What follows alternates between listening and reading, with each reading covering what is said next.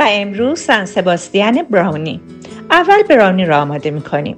فر را با دمای 200 درجه روشن می‌کنیم. کره، شکر، تخم مرغ را با هم مخلوط می‌کنیم. وانیل و مواد آردی را اضافه می‌کنیم و هم می‌زنیم تا کاملاً یک دست شوند. شکلات آب شده را بهش اضافه می‌کنیم. کاغذ روغنی را به صورت نامنظم در قالب می‌گذاریم و مواد براونی را داخل قالب می‌ریزیم. حالا میریم سراغ مواد سن سباستین. پنیر خامه‌ای، شکر و آرد را تا حد مخلوط شدن هم میزنیم. تخم مرغ‌ها را اضافه میکنیم و از حالت لخته شدن خارج میکنیم. خامه و پودر کاکائو را اضافه میکنیم. وقتی که مواد یک دست شد، شکلات و وانیل را اضافه میکنیم و هم میزنیم. آن را روی مواد داخل قالب میریزیم. دمای فر 200 تا 220 درجه، تایم حدود 20 تا 30 دقیقه.